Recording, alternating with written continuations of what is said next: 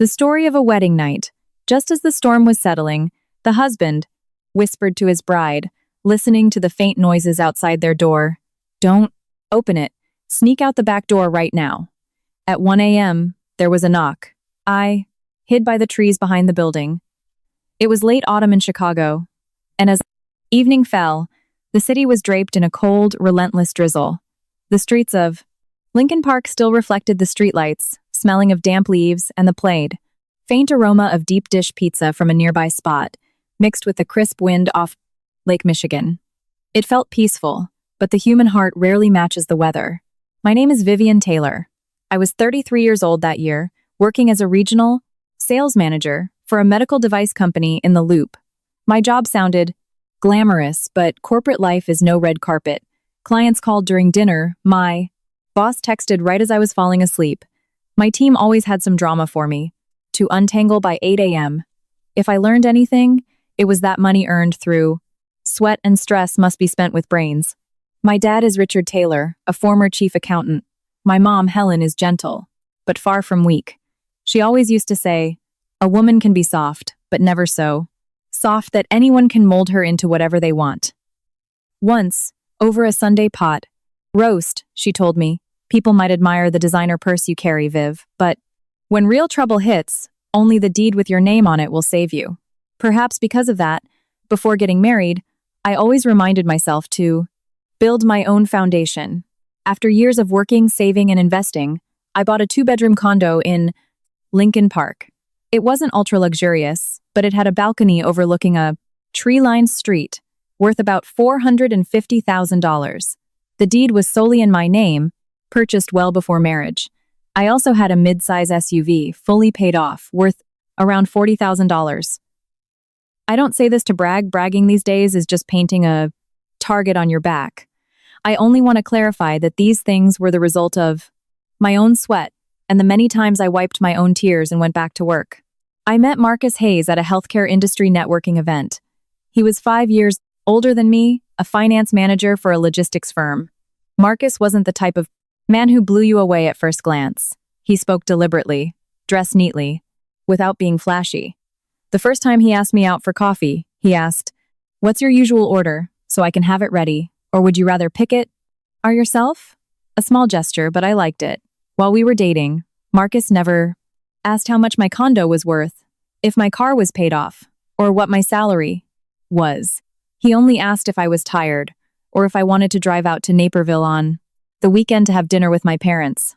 I once joked, "Aren't you intimidated marrying a woman who's doing so well?" Marcus laughed. "A smart wife means less worry for me. I'm marrying a partner to share a life with, not hiring a cheerleader to stand behind me." I trusted him because of things like that. A grounded trust, not a blind one. Before we got engaged, Marcus took me to his childhood home in the Bridgeport neighborhood a few times. His mother, Linda Hayes, was 63 and had been a widow for years. She spoke softly and always called me sweetheart. The first time we met, she held my hand and said, "I only had 2 boys. Now that I'm getting a daughter, I'm so thrilled. This house needs a woman's touch." I politely called her mom, telling myself that even when we lived apart, I'd take good care of her. But living in that house was also Tyler, Marcus's younger brother. Tyler was 30. He had started a craft brewery that went under because of his arrogant management style. Every time I visited, Tyler was usually sprawled on the couch, scrolling through his phone, either complaining that the market was rigged against him or boasting about a massive new startup idea. Once, Marcus told him, "You need to find a stable job, man."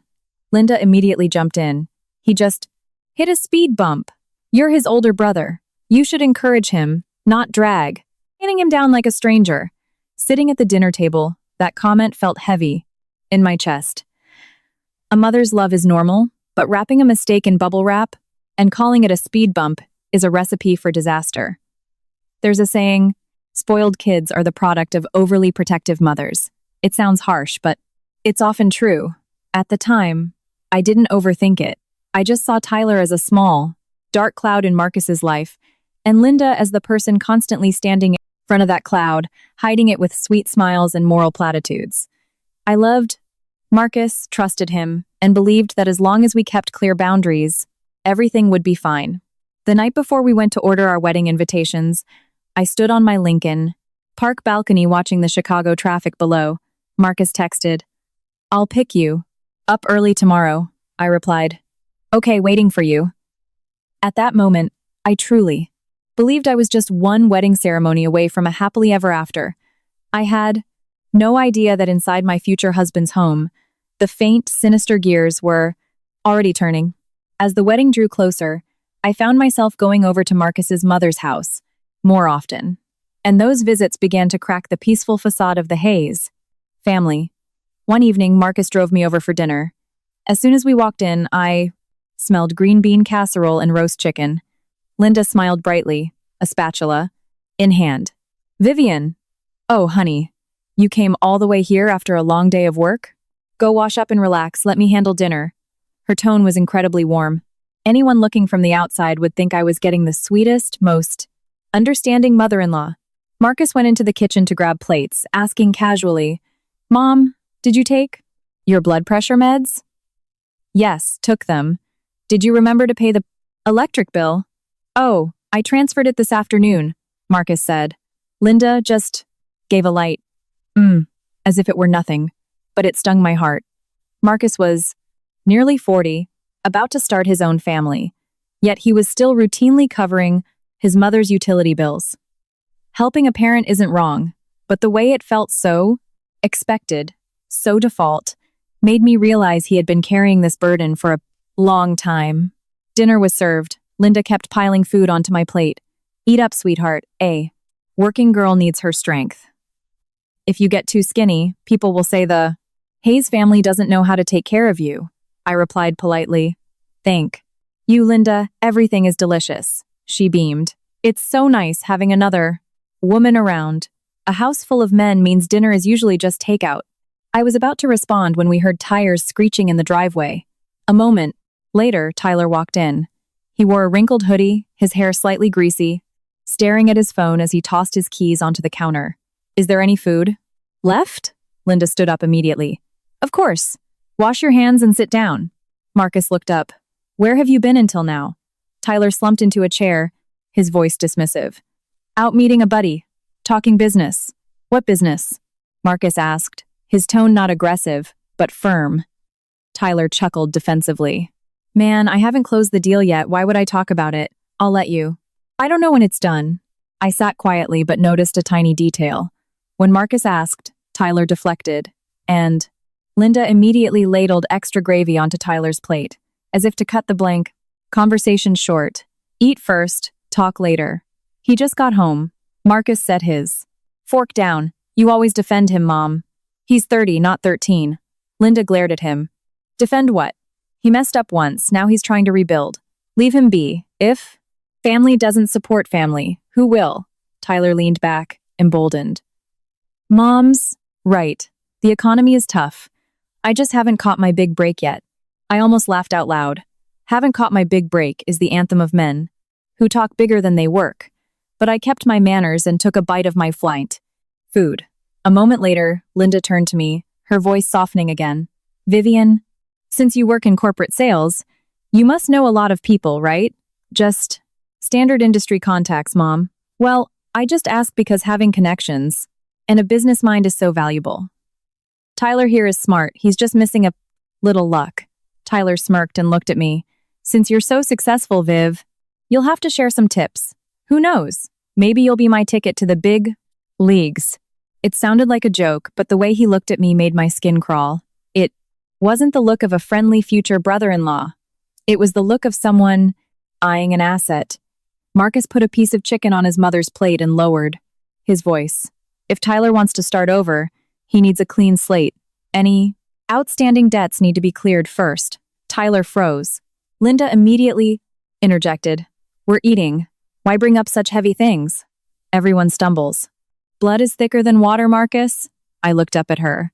Her proverb sounded reasonable, but at that exact moment, it felt like a thin blanket being pulled over a massive pile of dirt. The rest of dinner passed in a suffocating, half-warm atmosphere. Linda gossiped about the neighbors, Tyler scrolled on his phone. Marcus's eyes darkened every time he looked at his brother. After dinner, I offered to help clean up. Linda pulled my hand. No, sweetheart. You go sit in the living room. Let the boys talk. I walked out, but the house was small, and I could hear Marcus's voice from the kitchen. I'm telling you one last time, Marcus said. If you're still tangled up in shady loans, cut it out. Tyler shot back, angrier now. You always think the worst of me. I told you I'm doing things legit now. Linda cut in. Marcus, your brother has ambition. Don't crush it. We're blessed to have a great, successful girl like Vivian joining the family. Things will look up for all of us soon. Sitting on the couch, holding a glass of water, my heart sank. She might have just meant it as a compliment, but I had a sickening feeling that the phrase, look up for all of us, involved more than just family bonding. When we left, Tyler walked us to the door, grinning. You hit the jackpot, bro. A beautiful and rich wife. We've got a guardian angel in the family now. I gave a polite smile, but once in the car, I asked Marcus, does he always talk like that? Marcus gripped the steering wheel, staying silent for a few seconds. He lacks a filter. Just ignore him. I said, okay, but I wasn't at peace. Sometimes an inappropriate joke is just the shadow of a massive incoming disaster. That night, I realized that in the Hayes household, the most protected thing wasn't morality or truth. It was the youngest son, Tyler. From that dinner on, I couldn't look at Marcus's family with the same naive eyes. I kept working, attending meetings, closing deals, but Linda and Tyler's words echoed in my head. It felt like they were circling something, and that something was me. One afternoon, while I was eating a salad at my desk, my phone buzzed. It was Linda. I wiped my hands and answered. Hi, Linda. Vivian. Sweetheart, am I interrupting your work? No, I'm on my lunch break. Oh, good. Just calling to check in. How's work? She made small talk about the blunt, unpredictable Chicago weather and how stressed I must be with the wedding coming up. I started to think I was being paranoid. But then, like a skilled tailor, threading a needle, she shifted the conversation. By the way, Viv, that condo in Lincoln Park, is it solely in your name? I paused, keeping my tone neutral. Yes, the deed is in my name. Oh, just asking. You know, once you're married, it's best to have everything clearly laid out to make life easier. Have you had it for a long time? A few years. Do you still have a mortgage? I looked at the salad in front of me, suddenly losing my appetite. No, it's fully paid. Off. Linda let out a light. Oh, but to me, it felt like a needle pricking my skin. That's wonderful. Just happy for you. It's rare for a girl your age to own her place outright. She paused, then asked, did your parents help you buy it? This time, I was truly uncomfortable. If it were anyone else, I would have deflected or confronted them. But this was my future mother-in-law. I gave a measured answer. They gave me a small gift to help with the down payment, but the rest was my own savings. Wow, you really are smart. I'm so glad. Girls who I know how to manage assets are rare. It was a compliment, but it brought me zero joy. When I hung up, I texted Marcus. Your mom just called to ask about my condo. She was really thorough. He replied quickly. She's probably just looking out for us. Don't overthink it. I stared at the text, wondering how much I should trust that don't overthink it. 2 days later, it was Tyler's turn. He texted me, starting off very politely. Hey Viv, can I pick your brain for a sec? Sure, what's up? I replied. I'm thinking of starting a mobile coffee cart. You know sales and markets. Got any advice? I figured if he genuinely wanted to work, giving advice wouldn't hurt. We exchanged a few texts about locations and target demographics. But soon enough, the conversation derailed. Tyler, honestly, I'm just short on capital. Me, keeping it brief. You have to run the numbers carefully before starting anything. Tyler, yeah, I know. I just mean, we're about to be family. Since you're doing so well, it'd be awesome if you could lift the whole family up a bit. I stared at my screen, pressing my lips together. What do you mean? Tyler? He sent a laughing emoji. I'm just saying, being rich alone is lonely. Having a successful sister-in-law is a blessing for all of us. I set my phone face down on the desk. My blood didn't boil with rage. It ran ice. Cold. That half-joking, half-serious tone is the hardest to deal with. If you react, they call you sensitive. If you stay quiet, they think you're oblivious.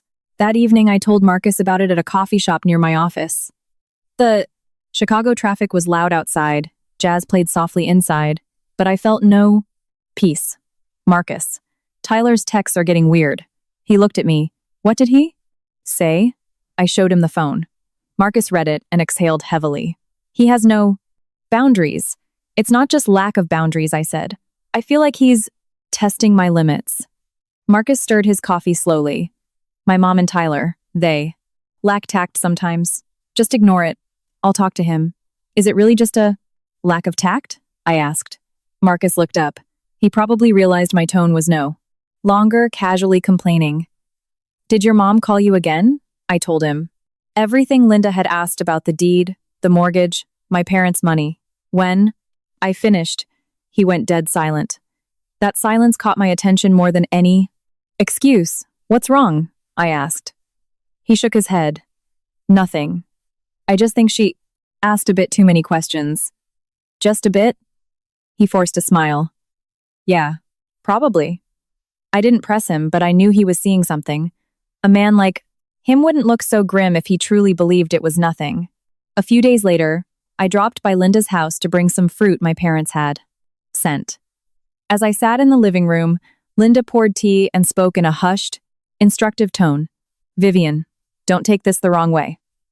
After the wedding, important documents like deeds and car titles. You kids are young and might misplace them. Why don't you let me keep them in my safe? I'll give them back whenever you need them. I nearly choked on my tea, but I set the cup down gently. I'm used to keeping my own documents safe, Linda. She chuckled. Oh, I'm not going to steal them. I'm just holding on to them for you. We're family. There's no need to be defensive. I smiled, though my core felt turned to stone. Let me and Marcus discuss it after the wedding. She didn't push further, just nodded. But then her eyes darted to my car keys resting on the coffee table. I was just a fleeting glance, but I never forgot it. Some people look at an object as a lifeless thing. Others look at it like a door waiting to be unlocked. When I went home to Naperville that afternoon, my mom took one look at me and asked, "Why do you look so drained?" I sat down, kicked off my shoes, and said, slowly, "Mom, if someone keeps asking about the deed to my house and my car, title, am I overthinking it, or are they plotting something?" My mom went silent for a few seconds. Honey, everyone looks at a nice piece of pie. Good people look at it and feel happy for you. Greedy people look at it and calculate how to get a slice. Keep what is yours. Being kind is good, but being blindly kind makes you a fool. That night, lying in bed, I couldn't sleep. I believe this was just an overbearing mother-in-law, but Linda's eyes staring at my car keys kept flashing in my mind. It felt like a tiny thorn that had already pierced my skin. Days passed. I told myself to stay calm. In-law drama is common. I didn't want to turn into a defensive, paranoid bride over a few nosy questions. But the more I tried to brush it off, the heavier my chest felt. That evening, I didn't see Marcus. He said he had to go to his mom's house to finalize the rehearsal dinner. Guest list. I just texted him. Keep things light with your mom. We're so close. To the wedding, I don't want any tension. He replied. I know. Get some sleep. Later, he told me exactly what happened that night. It was raining in Bridgeport. Linda's house smelled of old potpourri. She was sitting in the Frumans' living room rubbing her temples, complaining about wedding stress. Have you eaten, Mom? Marcus asked. She sighed. I can't eat. The wedding is almost here. And I'm terrified. We aren't as wealthy as Vivian's family. I'm scared they'll look down on us. Marcus set down some groceries. Her parents aren't like that. Don't torture yourself. She glared at him. You always take their side. I'm just saying. I might be poor, but I have my pride. Marcus stayed quiet. He was used to this.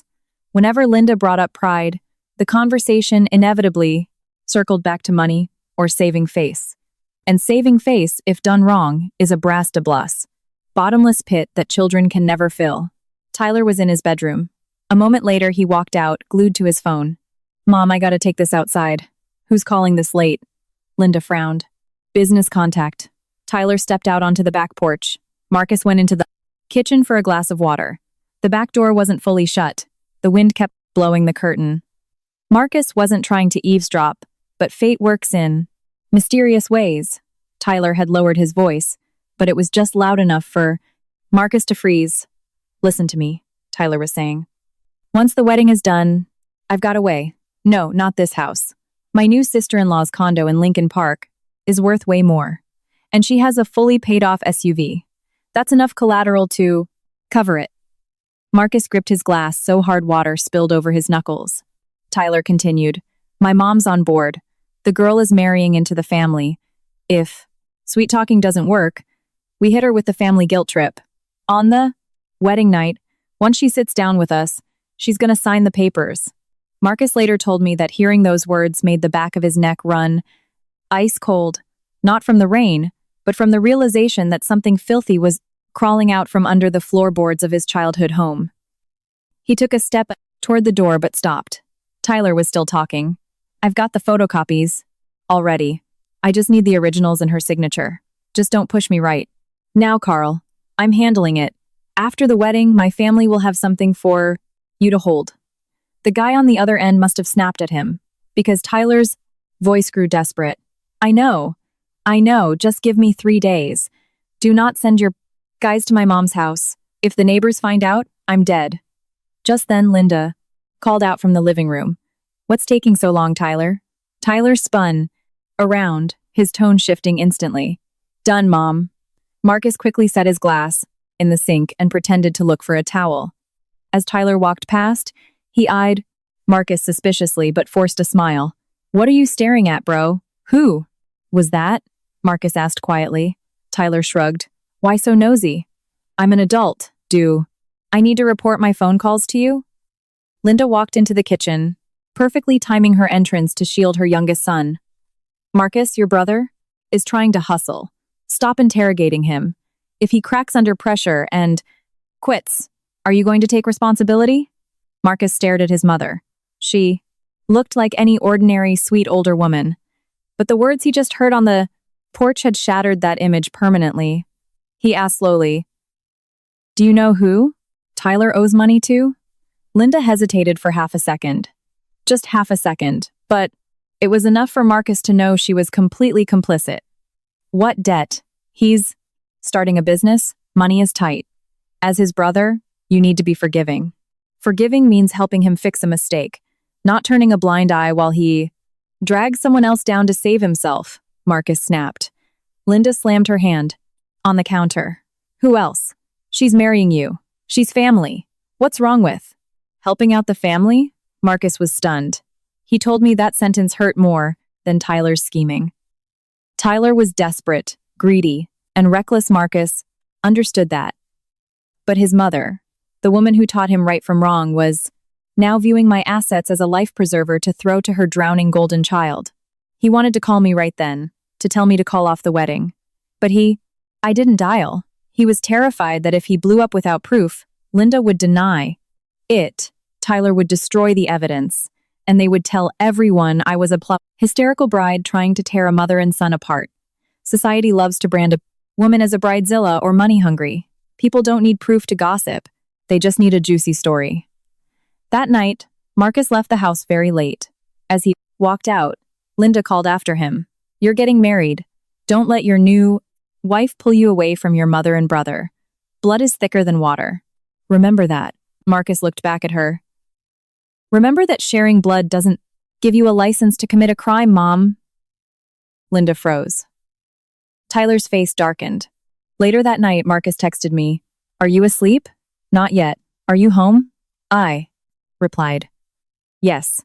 Did the wedding talk go well? It took a long time for him to reply. It's fine. Go to sleep.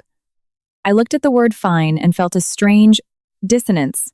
I didn't know that out in the rain, Marcus was sitting alone in his car, head in his hands, realizing that the person he needed to protect me from, The most was his own family. After that night, Marcus changed. I didn't know the truth yet. I just noticed he was quieter, constantly checking his phone and placing it face down. A few days before the wedding, Linda called Marcus early in the morning, claiming she felt dizzy, and asked him to come grab her blood pressure medicine from her bedroom. Marcus told me later that he saw this as his golden opportunity not to snoop for fun, but to figure out exactly what was hiding in that house. Linda wasn't home. She had gone to church, leaving a spare key under the welcome mat. Marcus went inside. The house was quiet, the ticking of the wall clock deafening.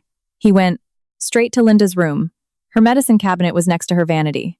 As he bent down to pick up a dropped blister pack of pills, he noticed the corner of a manila folder sticking out from under a stack of old towels in the bottom drawer. He froze. Two voices in his head fought. One said, "Don't touch your mother's things." The other said, "If you don't look, Vivian is in grave danger." He pulled the folder out. It was unlabeled, but inside, the papers were neatly clipped together, terrifyingly neat. The first page was a photocopy of my driver's license. My face stared back at him. What should have been a normal ID copy now looked like evidence of a predator stalking prey. The second page was a copy of the deed to my Lincoln Park condo. The third was my car registration, with a blue ink note scrawled at the bottom. Car under Vivian's name. No liens. Marcus gripped the paper, crinkling the edge. Then came a draft of a marriage certificate with our names circled in red. And finally, a pre-drafted power of attorney, POA. It named me, Vivian Taylor, as the principal, granting Linda Hayes the authority to manage, use, transact, and dispose of specific, high-value assets. Marcus said, reading the word dispose felt like taking a punch to the gut. Behind it was a voluntary consent letter, written as if I were joyfully volunteering my condo and car to back my brother-in-law's business, waiving my right to dispute it. For the love of family, it read. 4. Words that made him want to vomit. He flipped to the next page. It had Tyler's messy handwriting on a sticky note. Need $80K cash immediately. Carl will extend deadline if we put up the house, car, as collateral. The name Carl appeared for the first time. Next to the note were scribbled calculations. Principal, compound interest, late fees, processing. Fees. It was a chaotic mess of numbers that told a very clear story. Tyler wasn't just struggling, he was drowning in a loan shark's pit. And Linda and Tyler were planning to drag me to the edge of that pit and push me in. Marcus took out his phone and photographed every single page. He didn't dare turn on the overhead light, relying only on the sunlight creeping through the blinds. His hands shook. Just as he was photographing the POA, he heard footsteps on a front porch. His heart pounded like a drum. Linda was back early. "Marcus? You? Here?" she called out. He shoved the folder back under the towels, grabbed the pill bottle, and walked out. Linda set her purse down, eyeing him from head to toe. "Did you find the medicine?" "Yeah, Mom." She narrowed her eyes slightly. "You were in there a long time. I couldn't find it. It had fallen behind the drawer." Linda walked into her room and glanced around. Marcus stood behind her, gripping the pill bottle, a wire pulled taut in his chest. If she noticed the folder had been moved, everything would explode right then. But she just brushed off a towel and sighed. "You boys are always so clumsy," Marcus mumbled an apology. Linda turned to him, her eyes losing their usual softness. "You're getting married. It's right to care for your wife, but don't forget your mother. And your brother. Don't let an outsider drive a wedge between us." Marcus looked at her. "Vivian isn't an outsider, Mom." She gave a cold smile. "Until the ring is on her finger. She's an outsider. Once she's married, she needs to learn how to be family." Those words dropped like a stone into the silence between them. Leaving the house, Marcus didn't go back to work. He parked on a quiet street, scrolling through the photos he had just taken. His face grew pale. The suspicions were now solid facts. He wanted to call me immediately. But he remembered Tyler's note and the name Carl. If he alerted me without an exit strategy, Linda could destroy the papers, deny everything, or worse, Tyler could do something desperate before the wedding. He sat in his car for a long time. Finally, he drafted a text. Viv, we need to talk. And then he deleted it. Sometimes, decisions made to protect the person you love end up being the very knife that cuts them. Marcus chose silence to gather more evidence, while I sat, in my office, happily finalizing the floral arrangements, completely unaware my lojas. Name was already printed on a fraudulent power of attorney. Later, Marcus met up with his old college buddy, Tom Carter. Tom worked as a risk and compliance consultant. He was the kind of guy who could listen to a story and instantly spot the legal loopholes and physical dangers. They met at a dive bar in the South Side. Tom looked at the photos on Marcus's phone for a long time in silence. Does your fiancée know? Tom finally asked. No. I haven't told her. I need to understand the full scope first. Tom leaned back. I get why you're holding back, but letting her walk into a legal and financial ambush blind is incredibly dangerous. Marcus squeezed his glass. If I blow it, up now, my mom denies it. Tyler shreds the papers. And this guy Carl might come. After us, I need to make sure Viv doesn't lose her reputation or her safety. Tom nodded slowly. Okay. First, this isn't about taking sides in family drama. Anymore. This is a conspiracy to commit fraud and extortion. Second, this Carl. Guy is a predator. If Tyler promised him collateral after the wedding, Carl isn't going to wait politely. So what do? Protect the target first, then go to war, Tom said firmly. Keep the evidence intact. Don't let them know. Make absolutely sure Vivian's original documents are locked away. And, most importantly, you need an extraction plan for the wedding night. If they corner her, she needs a way out. Marcus went home late that night. I was asleep. The next day he called me. Hey, Viv, where do you keep your important documents? Like the deed and your car. Title? I was putting on moisturizer and frowned. In the lockbox in my bedroom? Closet. Why? Oh, just thinking with the wedding coming up, there will be lots of people in and out. Make sure they're secure. I laughed. I keep them very secure, Marcus. Don't worry. He hung up, still uneasy, but knowing he couldn't push harder without revealing the truth. He bought a new USB drive, backing up all the photos, the loan notes, and the POA. He also saved them to a secure cloud folder. For the first time in his life, he was building a defensive case against his own mother. Tom had told him, assume the worst case. If they strike? On the wedding night, how does she get out? Marcus knew my Lincoln Park condo.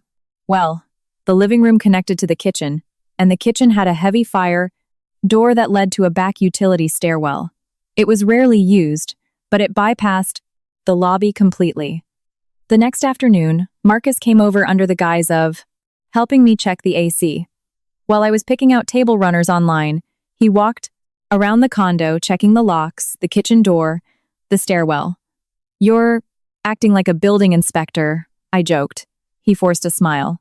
Just making sure everything's perfect for when we move in together. He opened the fire door, checking the lighting in the stairwell. I had no idea his meticulousness was actually him managing his terror. He also pre-scheduled an Uber using a secondary account, setting the pickup location at the alley exit, not the main lobby. Then he bought a cheap burner phone, programming only 3 numbers into it, his, mine, and Tom's. He planned to slip it to me on the wedding day. That evening, we got coffee near my office. He barely touched his drink. He looked at me intently and said, Viv, if I ever text you from an unknown number, you need to look for a passcode. I stared at him. A passcode? What for? Just in case. My phone dies or something happens, so you know it's really me. Let's make it. Vanilla flat white. I burst out laughing. You're acting like we're in a spy movie. He smiled, but his eyes were sad. Just remember it. Better safe than... Sorry, you're making me curious. What's the big secret? He gently squeezed my lima hand. No big secret. I just want you to be completely safe. It sounded so sweet at the time, but looking back, it was the confession of a man carrying a crushing secret. Tom had warned him. You're doing the right thing preparing. But remember, if you save her while keeping her in the dark, you will pay for it. With her trust later. Marcus accepted that cost. Between the risk of me getting hurt and the risk of me getting angry, he chose the latter. Our wedding day arrived. The reception was held at a gorgeous venue downtown. Outside, the rain had stopped, leaving the Chicago skyline glittering against the wet pavement. Inside, it was a sea of flowers, champagne, and laughter. To anyone watching, it was the perfect wedding. I wore a stunning white gown. In the bridal suite, my mother, Helen, adjusted my veil. She looked at me for a long time. "You look beautiful, Viv. But remember, a woman is most beautiful when she knows how to protect herself." I smiled, squeezing her hand. "Mom, you're giving me lectures on my wedding day? If anything happens, you always have a home with us," she said, her voice thick with emotion. Before I could reply, my dad, Richard, walked in. He wasn't one for flowery speeches. He just nodded at me and whispered, "Be happy, but keep your eyes open. Pay attention to whether they love you or what you bring to the table." I was startled. My parents are sharp. They must have sensed the odd vibes from the Hayes family. During the planning process, Linda Hayes looked elegant in a navy blue gown. She floated around the room, greeting my parents warmly. "Helen, Vivian is officially my daughter now. Don't you worry, I'll love her like my own." My mom smiled politely. "That's wonderful to hear." Linda pulled me aside in front of some relatives. "My daughter-in-law is so gorgeous today. We are so blessed to have you." "Thank you, Linda," I said. But as I smiled, I caught her gaze drifting downward to the small designer clutch my maid of honor was holding for me. Inside were my ID, credit cards, and keys. Her glance was lightning fast, but I caught it. Tyler was worse. He was drunk before the entrees were even served. Stumbling past my friends, I heard him slurring, "Once my bro gets hitched today, my whole life flips. No more bad luck," a friend joked. "It's Marcus's wedding. Why are you the one celebrating?" Tyler clapped him on the back. "You don't get it, man. We got a golden goose in the family now." I stood nearby, hearing every word. On my wedding day, my brother-in-law was referring to me as his winning lottery ticket. I had to force a smile for the photographer. Marcus walked up and asked softly, "Are you tired?" "A bit." Tyler's had a lot to drink. Marcus looked at his brother, his jaw tight. "I know. I'm keeping an eye on him." Throughout the reception, Marcus barely left my side. At the time, I thought he was just being a doting groom. I didn't know he was standing guard. As the night wound down, Linda approached me. "Vivian, you're heading back to your condo tonight, right?" "Yes, just us tonight. We'll come visit you in a few days." She nodded. "Good. But listen, honey, now that you're married, you need to consult the family on big things. Important documents, money, cars. Don't hoard them to yourself like a single girl." The words cut through the music and the clinking glasses like a shard of glass. "I understand, Linda. Marcus and I will discuss any major decisions." Her smile didn't reach her eyes. "Discuss? Sure, but adults have more experience. Let me hold on to those things for you." "It's safer." Marcus stepped in immediately. "Mom, it's our wedding night. Drop it." Linda shot him a lethal glare, not a mother correcting her son, but a schemer frustrated by an obstacle. My parents noticed the tension from across the room but stayed quiet, waiting to see how this would play out. When it was time to leave, Tyler stumbled over. "Looking good, sis. Guess we'll be having a little family after party at your place tonight, huh? You've had too much to drink, Tyler. Go home," I said coldly. Tyler sneered. "Just celebrating. We're family now. No need to be shy." Linda pretended to adjust my dress, her hand brushing against my clutch. I instantly pulled it away. "I've got it, Linda." She froze, then laughed it off. The fake smiles between us looked great in the photos, but hid drawn daggers. Around midnight, a black car dropped us off at my Lincoln Park condo. I was exhausted, my feet aching from the heels, my scalp sore from the bobby pins. As the door clicked shut, I let out a breath. Finally, Marcus set our bags down and immediately walked through the living room, checking the windows and the front door. "What are you looking for?" I asked, unclasping my earrings. He forced a smile. "Just making sure the locks are good. I've lived here for years." "Marcus, the locks are fine." He walked toward me, about to say something, when the doorbell rang. It was past midnight. I froze. "Who is it?" "Marcus's phone." buzzed. He looked at the screen and his face went rigid. It's my mom. Before I could react, Linda's voice echoed through the hallway. Marcus, open the door. I just have a few things to tell you both before I go. My blood ran cold. A mother-in-law showing up at her son's apartment on his wedding night at midnight? I pulled my dress up slightly. Open it. It's your mother. The door opened, and Linda walked in.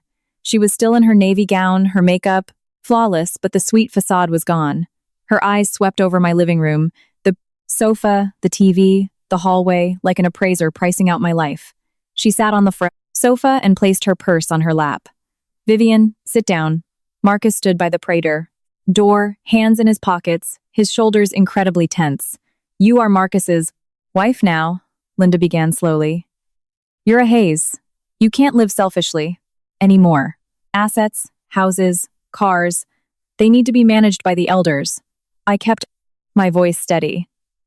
What exactly are you asking for, Linda? She smirked. Don't play dumb.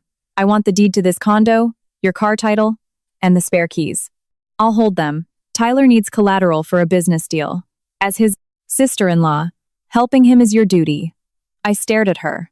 My mother's words echoed in my head. Greedy people calculate how to get a slice. Are you asking me to hand over the rights to my premarital assets on my wedding night? Linda's eyes narrowed. Don't use those big legal words with me. We're family. This is property I bought before I met Marcus. If we need to discuss it, I'll speak with a lawyer first. Linda slammed her hand on the coffee table. Lawyers? You just married into this family and you're threatening me with lawyers? Mom, stop, Marcus shouted. You shut up. Linda snapped at him. Suddenly, the front door opened again. Tyler walked in. He hadn't buzzed up. He had a spare key. He reeked of alcohol and held a blue manila folder. I felt a chill shoot down my spine. Tyler, how did you get a key to my home? Tyler smirked. It's my brother's house now, isn't it? Relax, Viv. He tossed the folder onto the table. Stop acting tough, Viv. The papers are ready. Just sign. Right here. The guy is waiting outside, and he's not a patient man. The word guy made my throat constrict. I looked at Linda. There's someone else involved in this? Linda avoided my gaze. No outsiders. Just handling family. Business. Tyler laughed. Sign the paper and everyone's happy. If you don't, people are coming up here tomorrow, and I won't be responsible for what happens. I looked desperately at Marcus. I needed him to defend me. But he looked at me with an agonizingly stern expression and said quietly, Viv, just listen to Mom for a second. Don't make this worse. My heart shattered. The loaf felt like it was dropping out from under me. What did you just say? He walked past me, his hand brushing against mine. In that split second, he shoved a tiny piece of folded paper into my palm. It happened so fast. Tyler didn't notice. Instinctively, I closed my fist. Linda pushed the folder toward me. Sign it, sweetheart. I'm not hurting you. I just want peace. I looked down at the papers. The power of attorney was right there, a pen resting on top of it. My wedding night didn't have champagne or romance. It had a fraudulent contract and an ambush. I pretended to adjust my dress, looking down to unroll the tiny scrap of paper in my hand. It was Marcus's handwriting. Don't sign, don't drink. Hear a noise, go out the back stairwell. Trust me. My entire body went cold. He was acting, but the relief was instantly crushed by terror. If he had to put on this act, the situation was far more dangerous than I thought. I looked up at Linda and Tyler. I was no longer a bride. I was trapped in a cage, and my assets and safety were on the line. I took a deep breath and sat down. Linda, this is huge. I just had my wedding. My head is spinning. Give me one night to think. Two about it, Linda sneered. Think about what? It's just a signature. You're acting like I'm selling you into slavery. I kept my voice shaking just enough to sound terrified. I don't want to make a mistake on legal documents when I'm tired. Please. Tyler slammed his fist on the table. Stop stalling. The guy isn't gonna wait. Tyler, shut up, Marcus yelled. Tyler glared at him. You! Taking her side? Linda raised a hand. Fine. One night, but tomorrow morning, before I leave for Bridgeport, you hand everything over. A wife supports her. Husband's family. Understand? I understand, I whispered. I hated saying it. But surviving was more important than pride. Linda stood up. Marcus, come out. Into the hall. I need a word with you. Marcus gave me one last look and followed his mother out. Tyler stayed behind, leaving the pen on the table as a threat. He grinned. Get some rest, sis. Don't ruin the family vibe tomorrow. Then he walked out, closing the door. The moment they were gone, I sprinted to the door and threw the deadbolt. I turned off the main lights. My hands were shaking violently. I read Marcus's note again. Don't sign, don't drink, back stairwell. I wanted to be furious at him for letting me walk into this, but I had to survive first. 10 minutes. Later, my phone vibrated. Not Marcus's number. A random number. Put on shoes. I'm near the fire escape. If anyone gives you water, don't drink it. The kitchen. Fire door is unlocked. Vanilla flat white. I closed my eyes. Vanilla flat white. I didn't text back, terrified they might check his phone. I shoved my phone into my dress pocket, grabbed a tote bag, and quietly unlocked my bedroom safe. I threw in the condo deed, the car title, my passport, my SSN card, and some cash. I kicked off my heels and slipped on silent flats, keeping the wedding dress on, so they wouldn't know I was fleeing if they busted in. Around 12:45 a.m., I heard the front door handle jiggle. Then, the sound of a key, unlocking the deadbolt. They were coming back in. I killed the bedroom lights and cracked the door. Linda and Tyler were back in the living room. But this time, they weren't alone. A heavy-set man with a thick neck, a gold chain, and a leather jacket was with them. Tyler called him Carl. Carl tossed a black bag on the table, pulling out an ink pad. I need a signature or a thumbprint. Tonight. If not, Tyler's debt gets restructured my way. I run a business, not a charity. Linda handed a glass of water to Tyler. Take this to her. Tell her. It's chamomile tea to help her sleep. She's exhausted. My stomach churned. If Marcus hadn't warned me, I might have drank it. Tyler walked toward my bedroom. Door. Hey, Viv. Open up. Brought you some tea. I didn't answer. I backed into the kitchen. The fire door was right past the pantry. I turned the handle with agonizing slowness. Viv, open the door. Tyler banged his fist against the wood. Call Marcus in here, Linda said nervously. We don't need him, Carl growled. Just get her to sign. I slipped through the fire door into the planed concrete stairwell. The air was freezing and smelled of dust. I gathered up the massive skirt of my wedding dress and flew down the stairs as fast as I could, without making a sound. Keep it together, Viv, I muttered to myself. When I reached the ground floor, a shadow stepped out from the exit. It was Marcus. He pulled me into a tight embrace, then immediately let go. Are you hurt? I shook. My head, tears finally spilling over. Did you know all of this? I'm so sorry. I'll explain everything later. Take this. He shoved a small USB drive into my blank tote bag. It has all the evidence, the photos, the debt ledgers. Take an Uber, straight to your parents' house. Do not answer any calls unless they use the passcode. What about you? I grabbed his arm. If they realize you're gone, too soon they'll chase you. I need to buy you time. I wanted to drag him with me, but from high up in the stairwell, I heard the heavy thud of the fire door slamming open. Where the hell did she go? Tyler's voice echoed down the shaft. Marcus ripped his arm away from me. Go, now. He turned and sprinted up the stairs to intercept them. I pushed through the alley door into the Col de King alley door. Rain. The black Uber was idling exactly where he promised. I dove into the back seat, clutching my tote bag to my chest. As the car sped away, I looked back and saw the towering silhouette of my apartment building. My wedding night ended, not with a kiss, but with a getaway car, a USB drive, and the crushing weight of a truth I didn't yet understand. It was nearly 2 a.m. when the Uber pulled up to my parents' house in Naperville. The suburban street was dead quiet. I stumbled out in my damp, wrinkled wedding dress, my makeup smeared, looking like a runaway bride from a nightmare. I rang the doorbell twice. My dad opened the door, The color drained from his face. Vivian? What happened? My throat locked up. I couldn't speak.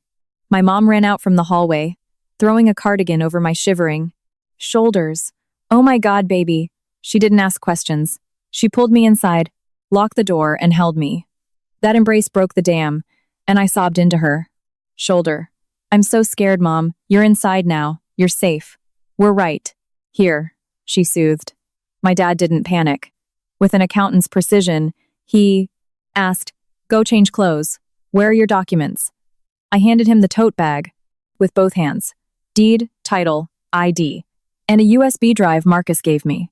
My dad took them, went to his office, locked them in his heavy floor safe, and spun the dial.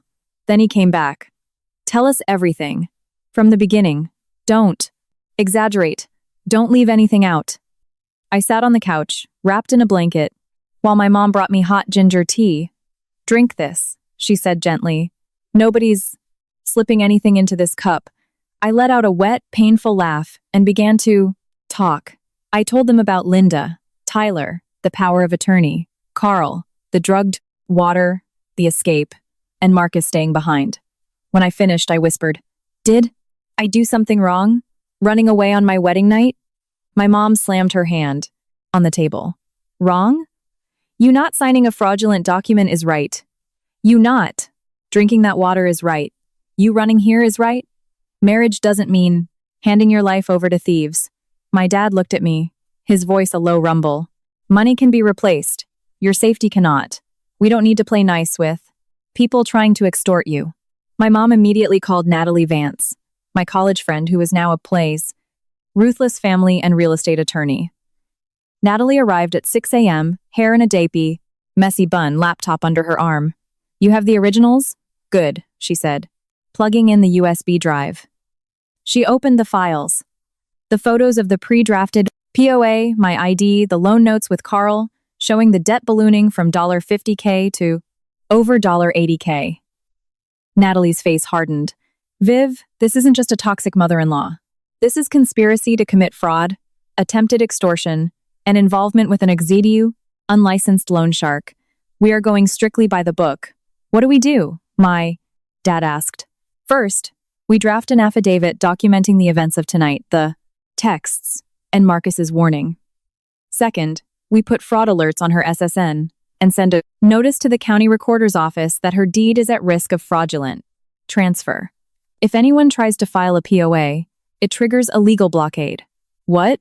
About the cameras at the condo? I asked. Exactly. We subpoena the condo board to preserve the hallway, lobby, and stairwell footage from tonight.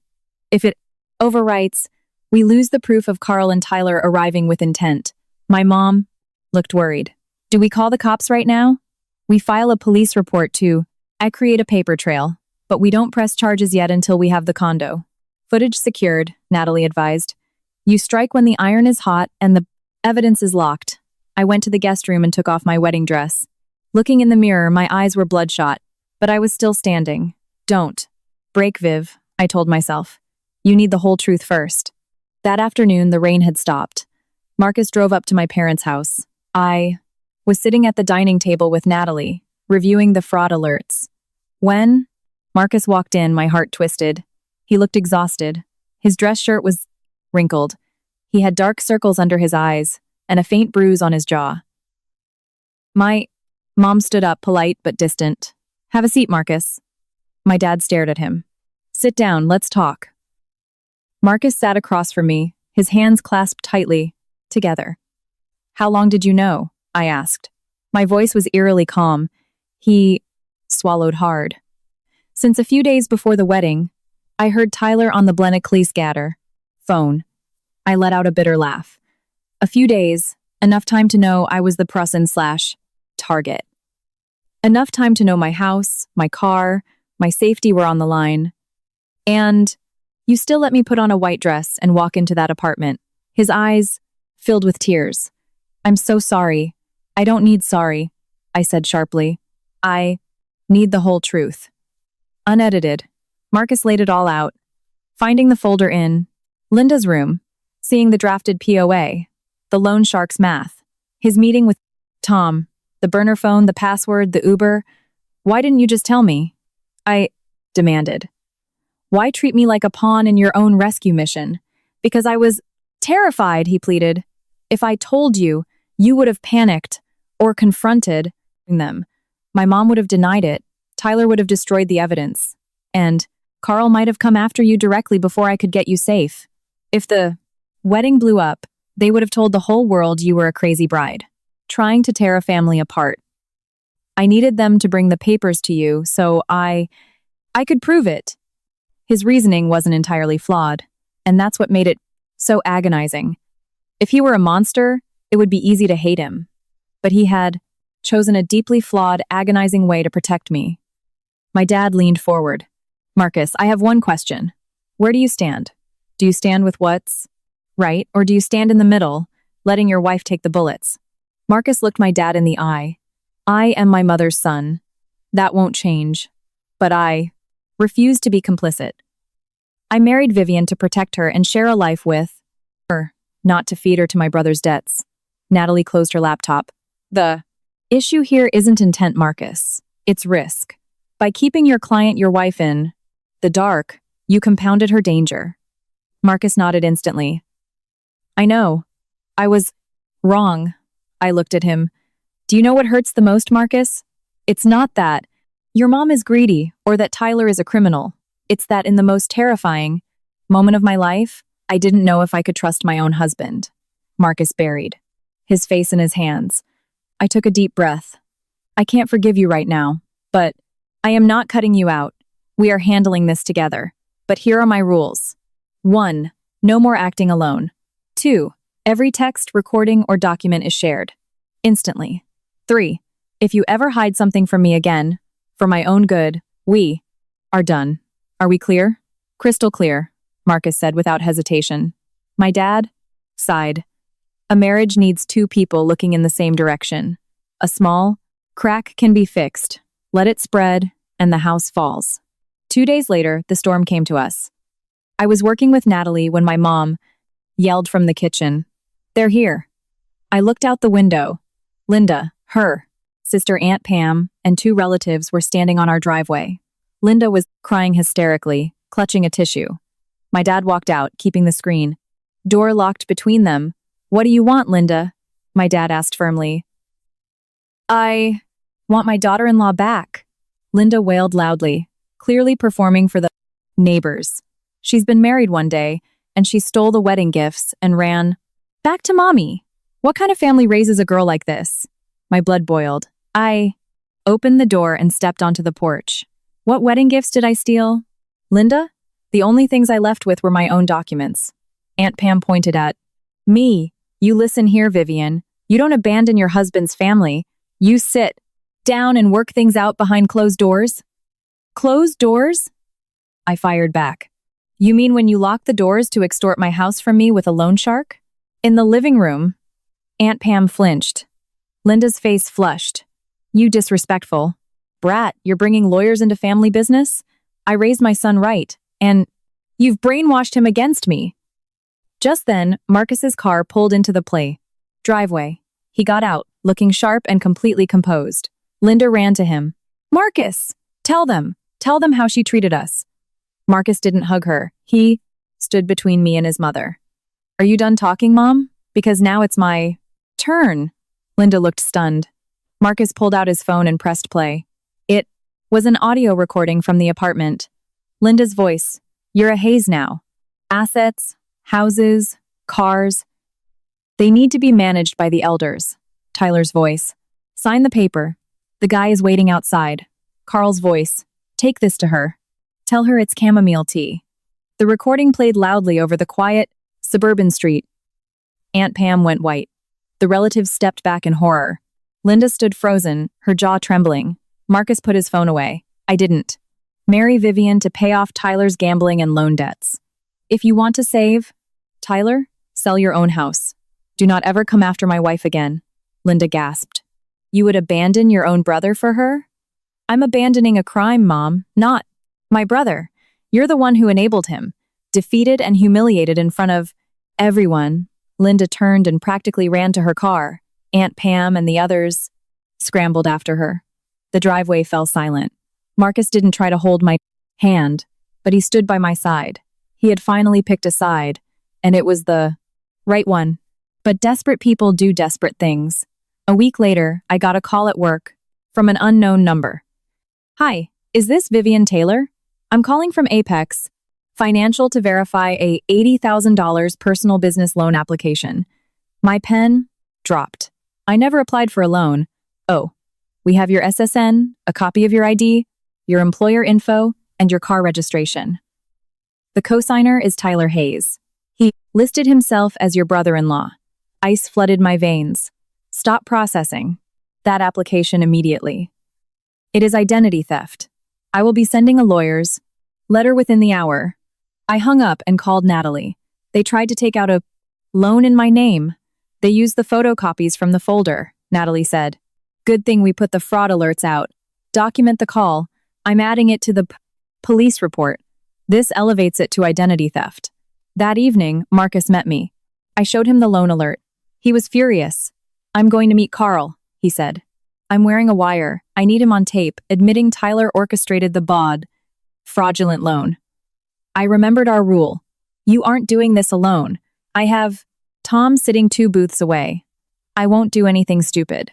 While Marcus was at the meeting, my phone buzzed. An unknown number sent a photo. It was Marcus, sitting across from Carl at a diner, looking like they were making a deal. Text followed. Your husband is negotiating his cut. You really think he's innocent? Then, a second text, pretending to be Marcus. Viv, just sign the condo. Over. I'll make sure you're protected. Let's just end this. I stared at the screen. My heart hammered. But then I realized, no passcode. There was no vanilla flat white. I texted Tom. Is Marcus compromised? Tom replied. Instantly, no. Tyler's buddy took a photo from outside the window trying to rattle you. Marcus got the confession on tape. We are leaving now. When Marcus got back to my parents' house, we put both our phones on the table. Complete. Transparency. They were trying to divide us, and it wasn't going to work. The final desperate act happened at my office in the Loop. I was called down to the lobby by HR. When I stepped out of the elevators, I saw Linda and Tyler standing in the glass atrium. Tyler was holding a makeshift cardboard sign. Vivian Taylor stole from her in-laws. He was holding his phone up, live streaming. Look at her. Tyler yelled to the passing corporate crowd. Marries my brother, steals the family heirlooms, and runs away. Linda was putting on a tearful performance for the security guards. I felt a wave of profound embarrassment, but I remembered Natalie's advice. Don't engage in a screaming match. I walked up to the edge of the security desk. Tyler, I said, loudly and clearly. Are you talking about the heirlooms, or are you upset? Because the $80,000 fraudulent loan you applied for yesterday using my stolen SSN got flagged by the fraud department? Tyler faltered. His camera dipped. You're a liar. My HR director stepped in. Security has been called. You are trespassing and harassing an employee. Just then, the revolving doors spun. Natalie and Marcus walked in, followed by 2 Chicago police officers. Marcus walked straight up to Tyler. It's over, Ty. Natalie handed a file to the Tyler officers. We have an active police report for identity theft, extortion, and harassment. Here is the evidence of the fraudulent loan application made using my client's stolen identity. Tyler panicked and tried to shove past the Crippo officers, but they grabbed his arms. Linda shrieked, "What are you doing to my boy? Marcus, do something." Marcus looked at his mother. I am doing something. Mom, I'm stopping it. Tyler was escorted out in handcuffs. Linda followed, sobbing, her public smear campaign collapsing into a humiliating arrest. The lobby went quiet. My coworkers murmured in shock, but the truth was out. I wasn't the villain. I was the survivor. In the aftermath, the Hayes family fell apart. Carl was investigated by the Tolgid State for predatory lending and extortion. Tyler faced felony charges for identity theft and wire fraud. Linda had to sell her house in Bridgeport to pay for Tyler's legal fees and restitution. The thing she valued most, her pristine reputation, was destroyed. Months later, Linda asked to meet me at a neutral coffee shop. She looked 10 years older. Vivian, I'm sorry. I just loved Tyler so much. I was terrified of what those men would do to him. I looked at her, feeling no anger, only pity. Loving your son doesn't give you the right to throw another woman to the wolves to save him, Linda. You nearly ruined my life. I didn't yell, but I didn't forgive her either. Some broken things aren't meant to be glued back together. Marcus laid out strict boundaries with his mother. He would help her with basic living expenses, but he would never pay Tyler's debts, and she was never to meddle in our finances again. As for Marcus and me, we had a long road ahead. I set 3 rules for our marriage. 1. We keep our finances completely transparent, but my premarital assets remain solely mine. 2. Any financial aid to extended family requires 2 yes votes. 3. No more protecting me by lying to me. Marcus agreed to all of it. He even had Natalie draft a rock-solid post-nuptial agreement, legally shielding my SOV, condo and car from any future claims by him or his family. I'm not signing this because I don't trust you, Marcus told me. I'm signing it so nobody can ever use me as a weapon against you again. On New Year's Eve, we stood on the balcony of my Lincoln Park condo, looking out at the city lights. Marcus handed me a mug of hot tea. The condo that was almost the site of my financial ruin was still mine. It was still my safe haven. But now, the boundaries around it were made of steel. A woman should love with her heart, but she must protect herself with her brain. Marriage is worth fighting for, not to save face, but when both people are willing to stand together against the darkness, even when that darkness comes from their own family.